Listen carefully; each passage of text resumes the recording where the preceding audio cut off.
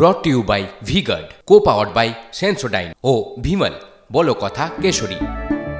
Associate sponsor UltraTech cement. Vote পরবর্তী রাজনৈতিক হিংসার বিরাম নেই বাংলায়। বিধাননগরে আক্রান্ত বিজেপির বুথ সভাপতি সহ 3 জন বিজেপির নেতা কর্মীদের লোহার রড দিয়ে মাথা ফাটানোর অভিযোগ। বিজেপি নেতার গাড়ি ভাঙচুর করা হয়, মোবাইল ফোন ছিনতাইয়ের অভিযোগ। তৃণমূলের মততে হামলার অভিযোগ বিজেপির। অভিযোগ অস্বীকার করেছে তৃণমূল কংগ্রেস।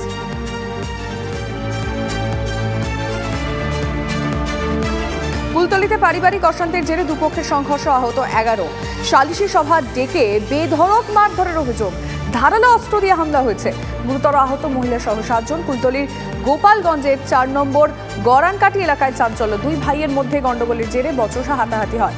কুলতলি থানায় অভিযোগ দায়ের উভয় পক্ষের। ঘটনার তদন্ত শুরু করেছে পুলিশ।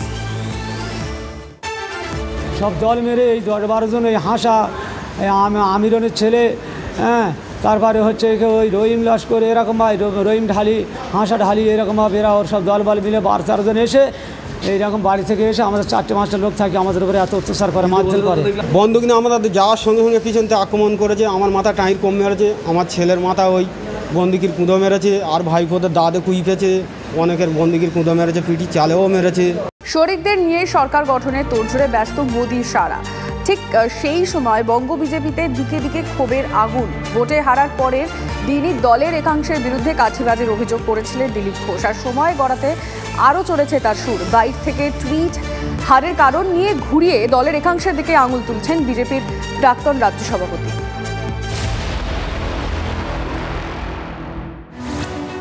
বাংলায় সবুজ ঝড়ে টালমাটাল বঙ্গ বিজেপি। ছিল 18, হয়েছে 12। লোকসভা ভোটে রাজ্যে দলের আসন সংখ্যা গতবারের থেকে 6টি কমে গিয়েছে। অধিকাংশ তারকা প্রার্থীর ভরাডুবির পর ক্ষোভ ও আত্মসমালোচনার সুর দিলীপ ঘোষের মতো পোড় খাওয়া নেতাদের গলায়। বর্ধমান দুর্গাপুর কেন্দ্রে 1,37,981 ভোটে পরাজিত হওয়া নিয়ে চক্রান্ত তথ্য সামনে আনেন বিজেপির প্রাক্তন রাজ্য সভাপতি। নাম না করে কাদের বিঁধলেন দিলীপ ঘোষ? কিছু তো আছেই, নাহলে যারা পুরনো পার্টির প্রতিষ্ঠিত নেতা তাদেরকে হারাবার জন্য পাঠানো হয়েছিল নাকি কি জন্য?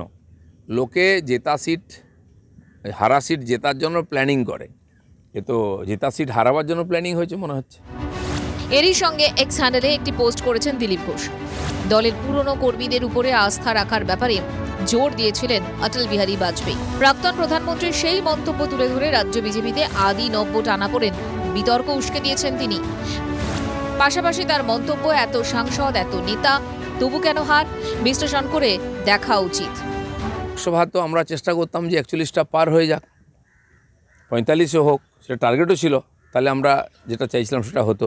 কিন্তু সেটা আবার কমে গিয়ে 38-39 চলে এসছে। 21-এও এত লোক ছিল না, 19-এও তো কেউ ছিলই না। দিলীপ ঘোষ ঘুরে ঘুরে প্রচার করেছিল আর কেন্দ্রীয় নেতারা ছিলেন।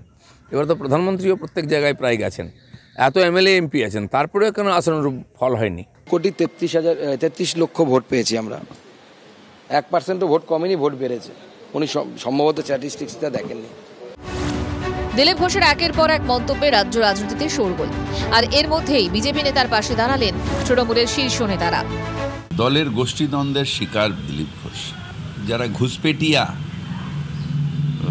বিজেপিতে, তাদের আধিপত্য বেশি হওয়াতে পুরনো বিজেপিরা মার খাচ্ছে, এটা আমি বিশ্বাস করি। দিলীপ ঘোষ কিন্তু বিজেপিটাকে পশ্চিমবাংলায় প্রতিষ্ঠিত করেছিল, কিন্তু দুর্ভাগ্যের ব্যাপার হচ্ছে যে ভারতীয় জনতা পার্টির সেন্ট্রাল পলিটিক্যাল লিডাররা দিলীপ ঘোষের কোনো সঠিক মূল্যায়ন করতে পারলো না। দিলীপ ঘোষ হচ্ছে আসলে বিজেপির লোক, দিলীপ ঘোষই মাটি তৈরি করেছে। রাজনীতিতে আসার পর এই প্রথম ভোটে হেরে গেলেন দিলীপ। শুরুতেই দলের রাজ্য সাধারণ সম্পাদক, 2 দফায় প্রায় 5.5 বছর রাজ্য সভাপতি এবং পরে সর্বভারতীয় সহ সভাপতি থেকেছেন। খড়গপুর সদর বিধানসভা আসনে প্রথম ভোটে দাঁড়িয়েই হারিয়েছিলেন 6 বারের কংগ্রেস বিধায়ক জ্ঞান সিং সোহান পালকে। 3 বছরের মধ্যে মেদিনীপুর লোকসভা আসনে জয়। এবারে দিল্লি দখলের লড়াইয়ে মেদিনীপুর আসন নিশ্চিত পাচ্ছেন ধরে নিয়ে অনেকটাই সময় দিয়েছিলেন ওই কেন্দ্রে, কিন্তু শেষ পর্যন্ত প্রার্থী হতে পারেননি। রাজ্য বিজেপির একাংশের ইচ্ছায় দিলীপকে বর্ধমান দুর্গাপুরে পাঠানোর সিদ্ধান্ত নেন কেন্দ্রীয় নেতৃত্ব। সেই সময় দিলীপ কিছুটা বেঁকে বসলেও আরএসএস এর নির্দেশে দলের সিদ্ধান্ত মেনে নেন। কিন্তু ভোটে পরাজয়ের পর কাঠিবাজির অভিযোগ তুলে সরাসরি দলের বিরুদ্ধে ক্ষোভ উগরে দিচ্ছেন Dilip. Bureau report, TV9 Bangla. দলের সব জায়গায় গোষ্ঠীদ্বন্দ্ব, লবিবাজি। কৃষ্ণনগরে মহুয়া মৈত্রর কাছে হারার পর বিস্ফোরক অমৃতা রায়। ভোটের জন্য কত টাকা এসেছে তা নিয়ে অন্ধকারে ছিলেন বলেও দাবি করেছেন কৃষ্ণনগর রাজ পরিবারের সদস্য। শোনাবো ডিটেলে।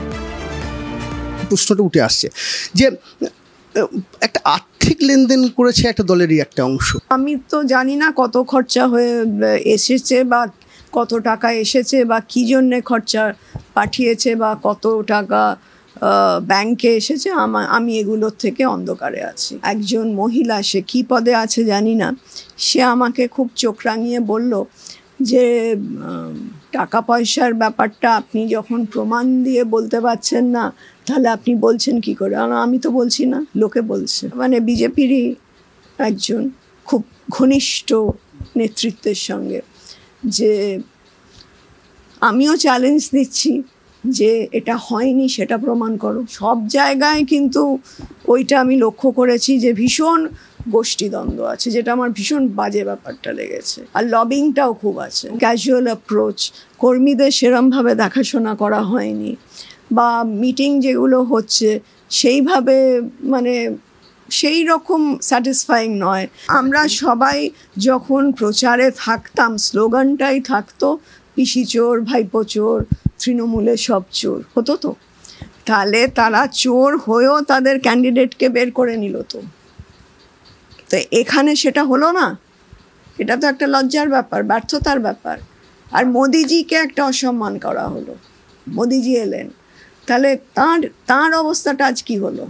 তাকে একটা জোটে যেতে হচ্ছে। আমার সেটাও খুব খারাপ লাগছে। Brought to you by Vguard, co powered by Sensodyne ও ভিমল, বলো কথা কেশরী। Associate sponsor UltraTech cement.